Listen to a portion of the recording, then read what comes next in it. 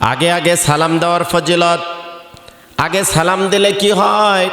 নবী করিম সাল্লাল্লাহু আলাইহি ওয়াসাল্লাম কিন্তু আগে আগে সালাম দিতেন। কিসের গরিব মানুষ, কিসের ধনী মানুষ, কিসের ছোট্ট ছোট্ট বাচ্চা, সবাইকে নবী করিম সাল্লাল্লাহু আলাইহি ওয়াসাল্লাম আগে সালাম দিতেন।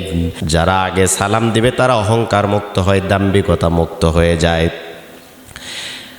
আপনি বাসার মালিক হয়েছেন, আপনি গাড়ির ড্রাইভারকে সালাম দিবেন, এরপরে আপনি কাজের লোককে সালাম দিবেন, ফকির মিসকিনকে অসহায়কে আপনি আগে সালাম দিবেন, আপনি দরিদ্র মানুষকে আগে সালাম দিবেন, আপনার বাড়ির দারোয়ানকে আগে আপনি সালাম দিবেন, এরপরে বন্ধুকে আগে আপনি সালাম দিবেন। পথে ঘাটে চলাফেরার সময় ছোট্ট বাচ্চারা যখন খেলাধুলা করে সেখানে গিয়েও নবী করিম সাল্লাল্লাহু আলাইহি ওয়াসাল্লাম আগে সালাম দিয়েছিলেন।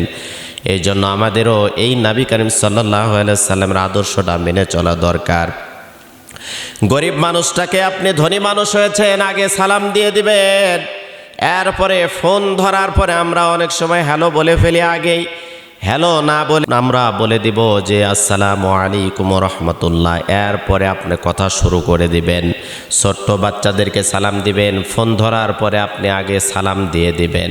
গরিব দুঃখী দুস্থ অসহায় মানুষকে আগে সালাম দিয়ে দিবেন। নবী করিম সাল্লাল্লাহু আলাইহি সাল্লাম বলেছেন, যেই ব্যক্তিটা অহংকার মানুষটাকে চেনার বুদ্ধি হলো, চেনার কৌশল হলো, যে ব্যক্তি আগে আগে সালাম দিয়ে দেয় ওই ব্যক্তিরা দাম্ভিকতা মুক্ত, অহংকার মুক্ত, এবং ওই ব্যক্তির ভিতরে কোনো ধরনের রিয়া নাই, ওই ব্যক্তির ভিতরে কোনো গুনাহ থাকতে পারে না, ওই ব্যক্তির ভিতরে কোনো দাম্ভিকতা থাকতে পারে না।